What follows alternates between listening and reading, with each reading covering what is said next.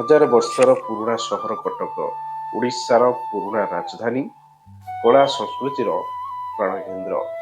ଐତିହାସିକ କଟକ ମହାନଗରୀର ଅଧିଷ୍ଠାତ୍ରୀ ଦେବୀ ରୂପେ ଖ୍ୟାତ ମା କଟକଚଣ୍ଡୀ ଚଣ୍ଡୀ ଛକ ନାମରେ ସୁଖ୍ୟାତ ସ୍ଥାନର ଅନିତ ଦୂରରେ ପ୍ରାୟ 30 ଫୁଟ ଉଚ୍ଚତା ବିଶିଷ୍ଟ ଏକ ମାର୍ବଲ ଆଚାର୍ଯ୍ୟ ମନ୍ଦିରରେ ବିରାଜିତ ମା କଟକଚଣ୍ଡୀ।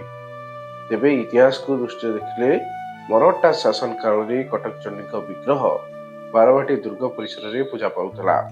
କଳା ପାହାଡ଼ଙ୍କ ଆକ୍ରମଣ କାଳରେ 1568 ଖ୍ରୀଷ୍ଟାବ୍ଦରେ ସେଠାରୁ ଦେବୀ ଅପସାରିତ ହୋଇ ଦୁର୍ଗର ଦକ୍ଷିଣ ପାର୍ଶ୍ୱରେ କିଛି ଦୂରରେ ପୂଜା ପାଇଲେ।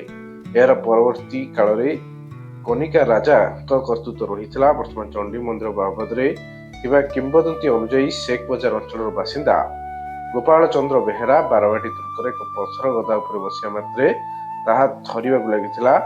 ସେହି ରାତିରେ ସ୍ୱୟଂ ଚଣ୍ଡୀ ସେଠାରେ ଥିବା ତାଙ୍କ ସ୍ୱପ୍ନାଦେଶ ହେବାରୁ ପରଦିନ ସେହି ସ୍ଥାନରେ ପଥର ଗଦା ଖୋଳି ଦେବୀଙ୍କୁ ଉଦ୍ଧାର କରିଥିଲେ।